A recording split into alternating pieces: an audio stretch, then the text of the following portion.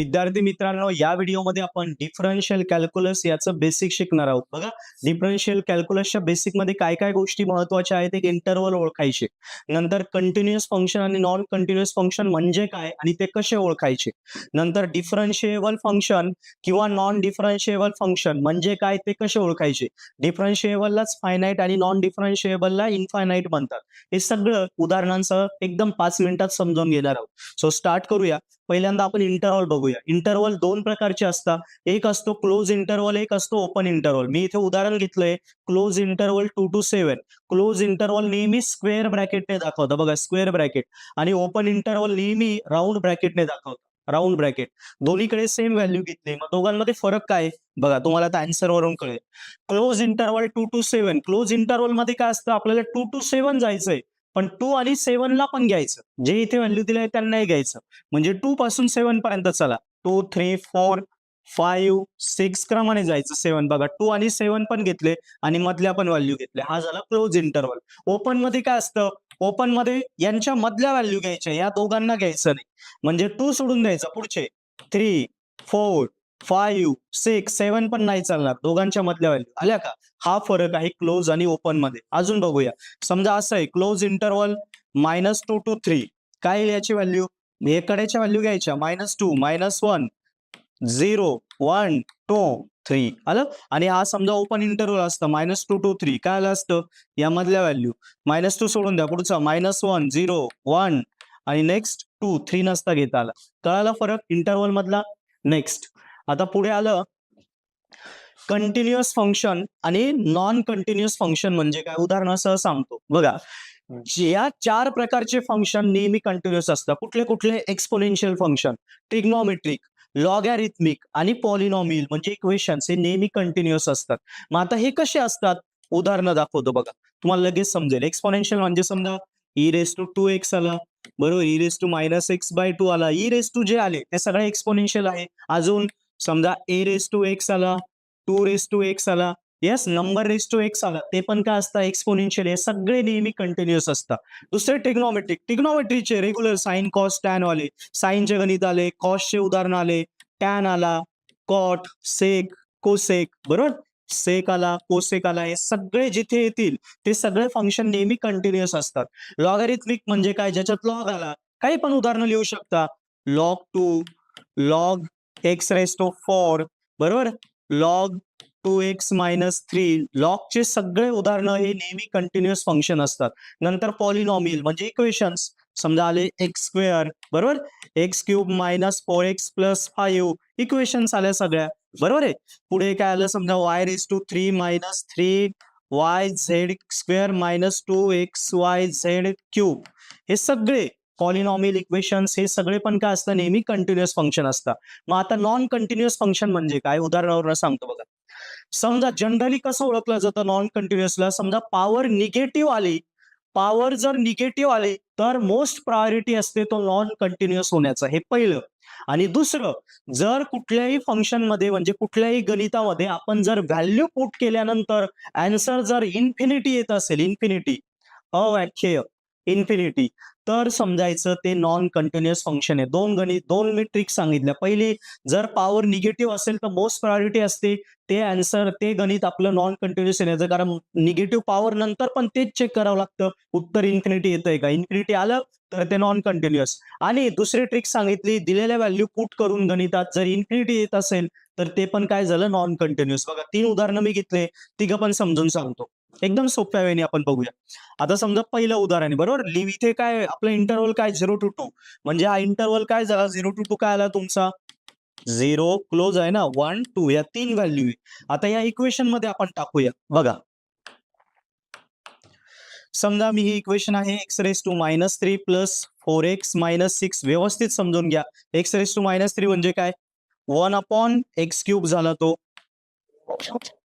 1 खाली गेल्यावर काय होईल, 1 +3 होईल, -3चा +3 + 4x - 6, बरोबर आहे. आता इथे 0, पहिली व्हॅल्यू टाकूया आपण 0, समजा इथे 0 टाकली, 1/0³ + 4 × 0 - 6, किती उत्तर येईल, 0 ची काही पॉवर आली, काय येतं 0, हे झालं 0 - 6. आता 1/0 नेहमी काय असतो? इन्फिनिटी.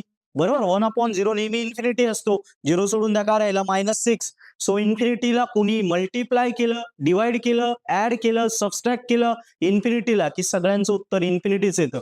म्हणून या गणिताचं उत्तर काय येणार आपलं? इन्फिनिटी. आणि मी सुरुवातीलाच सांगितलं, जर गणिताची पॉवर निगेटिव्ह असेल तर मोस्ट प्रॉबिलिटी ते आपलं नॉन कंटिन्युअस होण्याचे चान्सेस असतात. ते कसं कळेल? जेव्हा आपण व्हॅल्यू पुट करतो, व्हॅल्यू 0 टाकली, हा x⁻³ खाली गेला, 1/x⁻3 झाला.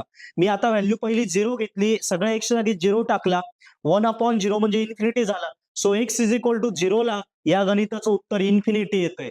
म्हणून हे झालं नॉन कंटिन्युअस फंक्शन. आता यांच्यामधल्या एका तुम्ही म्हणशाल सर मग 1 आणि 2 ला तर नाही येणार. समजा 1 टाकला इथे, 1/1³ + 4 × 1 -6, 1/1³ झाला 1 + 4 - 6 किती आलं?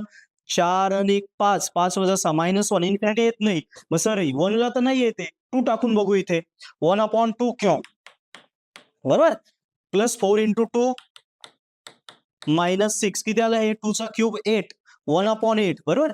हे झालं 8, 8 - 6 1/8, 8 - 6 2, हे 8 2 16 आणि 1 17 किती आलं?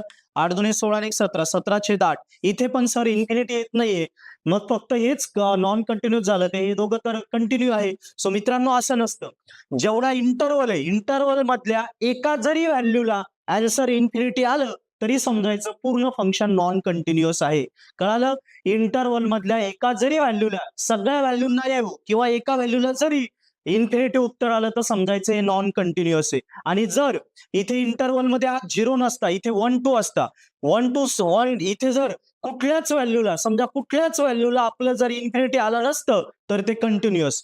कुठल्याच व्हॅल्यूला इन्फिनिटी जर आलं नसतं तर ते कंटिन्युअस. आणि दिलेल्या सगळ्या व्हॅल्यूंपैकी एका जरी व्हॅल्यूला आपलं इन्फिनिटी आलं तर ते नॉन कंटिन्युअस. कळालं? पुन्हा एकदा सांगतो, दिलेल्या व्हॅल्यूंपैकी पहिला नियम, दिलेल्या व्हॅल्यूंपैकी एका जरी व्हॅल्यूला आन्सर, दिलेल्या सगळ्या व्हॅल्यूंपैकी एका जरी व्हॅल्यूला आन्सर इन्फिनिटी आलं तर समजायचं ते नॉन कंटिन्युअस आहे.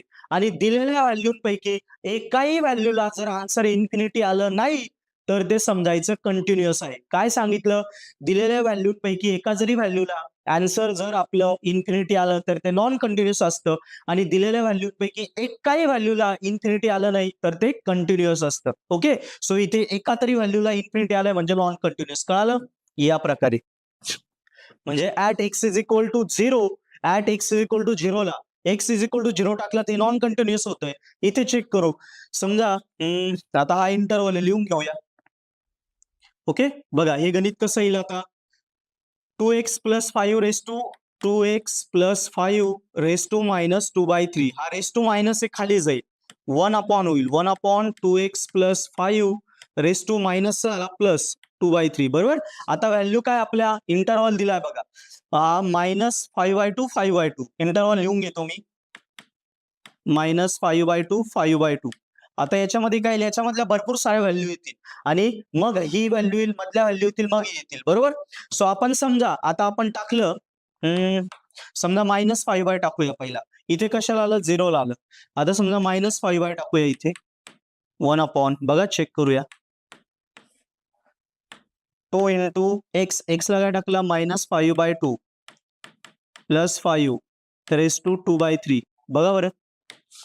हा 2 2 कट झाला. काय राहिला? -5 + 5 किती झाला? 0. -5 + 5 0, 0^2/3 म्हणजे 1/0 झाला ना. -5 + 5 हे कट झाले. -5 + 5 0, 0^2/3. 0 ला काही पॉवर आली, उत्तर 0च येणार आहे. 0 झालं. 1/0 म्हणजे काय? इन्फिनिटी.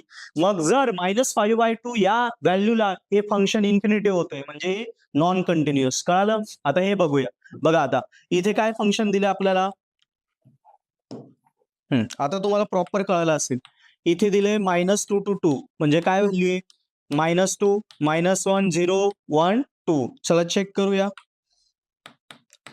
3/4x - 8 whole square. बघा आता इथे तर पॉवर निगेटिव्ह नाहीये तरी हे नॉन कंटिन्युअस आहे. म्हणजे जरुरी नाही की नॉन कंटिन्युअसला निगेटिव्हच पॉवर पाहिजे. इथे तर पॉझिटिव्ह पॉवर आहे. येस, बघा आता समजा -2 टाकला इथे -2 पहिली व्हॅल्यू टाकू -2 4 इंटू -2 -8 किती झालं -8 -8 -16 रेस टू 2 आणि वरती 3 आहे. सो हे इन्फिनिटी होत नाही. सो याला कंटिन्यू आहे, याला कंटिन्यू होईल. समजा 0 टाकला 0ला पण कंटिन्यू होईल. 1 टाकला समजा 1 टाकला 4 इंटू 1 -8 किती झालं -4 रेस टू 2 आणि वरती काय न्यूमरेटरला 3 हे पण इन्फिनिटी नाही होत. पण समजा जेव्हा तुम्ही 2 टाकशाल 2 सो मित्रांनो आता जेव्हा आपण 2 टाकू बघा 2 साठी तो इन्फिनिटी होईल. चेक करा. समजा 3/4 इंटू 2 -8 होल स्क्वेअर किती आलं 4 2 8 8 वजा 8 0 8 वजा 8 0 0चा स्क्वेअर 0 म्हणजे किती आलं ते 3/8 वजा 8 0 0चा स्क्वेअर 0 आलं का इन्फिनिटी आलं. म्हणजे या इंटरवल मध्ये 2 ला तो इन्फिनिटी होतोय आणि एका जरी व्हॅल्यूला इन्फिनिटी होतोय म्हणजे तो झाला काय झाला आपला नॉन कंटिन्युअस फंक्शन. क्लिअर मित्रांनो. सो आतापर्यंत आपण काय काय शिकलो एकदा रिवाइज करूया. क्लोज इंटरवल ओपन इंटरवल मधला फरक सांगितला. कंटिन्युअस फंक्शन कुठले हे सगळे आहेत. एक्सपोनेन्शियल ट्रिग्नोमेट्रिक लॉगॅरिथमिक आणि इक्वेशन्स म्हणजे पॉलिनॉमियल यांच्यात जर व्हॅल्यू टाकून आन्सर जर इन्फिनिटी आलं तर ते हे फंक्शन नॉन कंटिन्युअस होतील. इन्फिनिटी आलं तर कंटिन्युअस. मग त्याचे मी उदाहरणं पण सांगितले. ओके. सो आता पुढे आहे आपल्याला डिफरन्शिएबल फंक्शन म्हणजे काय. मित्रांनो बेसिकच्या व्हिडिओमध्ये आतापर्यंत आपण इंटरवल शिकलो, कंटिन्युअस आणि नॉन कंटिन्युअस फंक्शन शिकलो. आता डिफरन्शिएबल म्हणजे फायनाईट आणि नॉन डिफरन्शिएबल इनफायनाईट हे फंक्शन कसे ओळखायचे हे शिकूया. बघा आता चला डिफरन्शिएबल आणि नॉन डिफरन्शिएबल लक्षात ठेवा. डिफरन्शिएट म्हणजे काय डेरिव्हेटिव्ह नावातच दिले डेरिव्हेटिव्ह. जर एखाद्या फंक्शनचा म्हणजे एखाद्या गणिताचा एखाद्या इक्वेशनचा आपण डेरिव्हेटिव्ह काढला डेरिव्हेटिव्ह काढून व्हॅल्यू टाकल्यानंतर जर इन्फिनिटी आलं नाही तर ते डिफरन्शिएबल असतं आणि डेरिव्हेटिव्ह काढून व्हॅल्यू टाकल्यावर जर इन्फिनिटी आलं तर ते नॉन डिफरन्शिएबल. किती सोपं आहे. कंटिन्युअस नॉन कंटिन्युअस सारखंच आहे. इन्फिनिटी आलं तर ते काय असेल इन्फिनिटी नाही आलं तर डिफरन्शिएबल इन्फिनिटी आलं तर नॉन डिफरन्शिएबल इन्फिनिटी नाही आलं तर डिफरन्शिएबल इन्फिनिटी आलं तर नॉन डिफरन्शिएबल. बघा उदाहरणावरून सांगतो. सेम वेने आपल्याला इंटरवल काय दिला आपला 3 to 5 म्हणजेच काय 3 4 5 पहिल्यांदा दिलेल्या याचा डेरिव्हेटिव्ह काढून घेऊया. आता 1/x चा डेरिव्हेटिव्ह कसा निघतो हा काय फॉर्म्युला आपला 1/x चा -1/x². बरोबर. सो 1 हा पूर्ण एक झाला काय लिहायचं -1/4x - 8 होल स्क्वेअर या फॉर्म्युल्यानुसार स्क्वेअर येईल. सो पहिल्यांदा रेग्युलर डेरिव्हेटिव्ह काढून घ्यायचा -1/4x - 8 whole square into derivative या टर्मचा 4x1 8 चा आला 0. सो किती डेरिव्हेटिव्ह आला 8 चा 0 4x1 8 चा 0. सो 4 1 जा 4 4 - 0 4 4 इंटू -1 किती आलं -4. बघा हे 4 राहिलं 4 इंटू -1 -4 खाली काय 4x - 8 होल स्क्वेअर इथपर्यंत आपण आलो. आता बघा एक्सच्या व्हॅल्यू काय आपल्याकडे 3 4 5 समजा मी 3 टाकली इथे 3 टाकली तर किती येईल 4 इंटू 3 - 8 होल स्क्वेअर. नंतर काय टाकूया 4 टाकूया 4 इंटू 4 - 8 होल स्क्वेअर. नंतर काय टाकू 5 टाकूया 4 इंटू 5 - 8 होल स्क्वेअर. यस. वरती काय आपला मायनस म्हणजे किती होईल 4 त्रिक 12 12 वजा 8 12 वजा 4 वरती आहे -4 अपॉन खाली काय आला 4 चा स्क्वेअर. हे इन्फिनिटी येत नाही काहीतरी व्हॅल्यू येईल याला. बरोबर. किती येईल -1 हे 16 4 जोग 16 -1/4 आन्सर येईल. इन्फिनिटी नाही येते. आता समजा x जागी 3 टाकला आपण. आता 4 टाकूया 4 जोग 16 16 वजा 8 8 8चा स्क्वेअर वरती -4 तसाच 8 स्क्वेअर हे पण इन्फिनिटी नाही येणार. इथे आता 5 टाकला 4 5 20 20 वजा 8 किती झाले 20 वजा 8 12. सो -4 वरचा तसाच खाली झाला 12चा स्क्वेअर हे पण इन्फिनिटी येत नाही. म्हणजे डेरिव्हेटिव्ह काढल्यानंतर व्हॅल्यू टाकल्यावर पण इन्फिनिटी येत नाही म्हणजे हे झालं डिफरन्शिएबल फंक्शन. डेरिव्हेटिव्ह काढून व्हॅल्यू टाकली तरी इन्फिनिटी येत नाही म्हणजे डिफरन्शिएबल फंक्शन. कळालं. यस. आता so not equal to infinity आपण असं लिहूया at 3 4 5 it is not equal to infinity आणि म्हणून इट इज डिफरन्शिएबल फंक्शन. आता इकडे चेक करू बघा काय इंटरवल दिलाय 1 2 3 म्हणजेच काय 1 2 3 सुरुवातीला डेरिव्हेटिव्ह काढून घेऊ. चला डेरिव्हेटिव्ह काय लिहायचा? 6 दुनी 12 12x x raise to n चा formula n x raise to n minus 1. ज्याला डेरिव्हेटिव्ह जमत नाही त्यांनी माझे बेसिक डेरिव्हेटिव्ह इंटिग्रेशनचे व्हिडिओ दिले ह्याच कोर्समध्ये, ते बघून घ्या. म्हणजे कुठलाही डेरिव्हेटिव्ह इंटिग्रेशनची अडचण आणि सगळे गणित सॉल्व्ह होतील, कारण डेरिव्हेटिव्ह इंटिग्रेशन आलंच पाहिजे. यस, हे किती आलं? 12x हे मायनस 4x चा झाला 1 बरोबर, आणि 5 कॉन्स्टंट त्याचं 0. सो किती उत्तर आलं आपलं? 12x minus 4. आता एकच्या व्हॅल्यू टाकू आपण. पहिल्यांदा या काय 1 टाकली समजा, इथे 1. 12 इंटू 1 मायनस 4 किती आलं? 12 वजा 4 8. इन्फिनिटी नाहीये, समजा 2 टाकूया. 12 दोन्ही 24 वजा 8, 24 वजा 4, 24 वजा 4 किती झालं? 20. 20 येतं, इन्फिनिटी येत नाही. समजा 3 टाकला. 12 गुणिले 3 वजा 4 12 36 वजा 4 32. इन्फिनिटी येत नाही बघा. डेरिव्हेटिव्ह काढला, डेरिव्हेटिव्ह काढल्यावर व्हॅल्यू टाकल्या तरी इन्फिनिटी येत नाही. म्हणजे काय झालंय? डिफरन्शिएबल. मग याला आपण कसं लिहिणार? या पद्धतीने at 1 2 3 it is not equal to infinity. म्हणून हे काय झालं? Differentiable function. कळालं? डिफरन्शिएबल फंक्शन म्हणजे काय? डेरिव्हेटिव्ह काढल्यावर व्हॅल्यू टाकून चेक केलं, उत्तर जर इन्फिनिटी येत नसेल तर ते झालं डिफरन्शिएबल. आणि डेरिव्हेटिव्ह काढून व्हॅल्यू टाकल्या आणि उत्तर जर इन्फिनिटी आलं तर ते काय होईल आपलं? नॉन डिफरन्शिएबल. बघा आता तेच गणित आहे, मी फक्त व्हॅल्यू चेंज केलंय. बघा हेच गणित आहे. 1/4x मायनस 8 इथे इंटरवल होता 3 to 5, मी इंटरवल चेंज केलाय 1 to 3. बघूया नॉन डिफरन्शिएबल कसं येतं बघा. सो चला इंटरवल काय आपला 1 to 3 म्हणजे 1 to 3. डेरिव्हेटिव्ह कसा काढायचा या टर्मचा मगाशी शिकलोय, तोच डेरिव्हेटिव्ह. 1/x चा डेरिव्हेटिव्ह मायनस 1/x². मग हा x झाला. So minus 1/4x minus 8 whole square into याचा डेरिव्हेटिव्ह 4x चा 1 8 चा 0. सो 4 1 जा 4 4 इंटू मायनस 1 मायनस 4 अपॉन खाली काय 4x मायनस 8 होल स्क्वेअर. बघा आता इंटरवल आहे 1 to 3 1 to 3. समजा 1 टाकला इथे. 4 इंटू 1 मायनस 8 किती झालं? 4 1 4 वजा 8 किती येतं?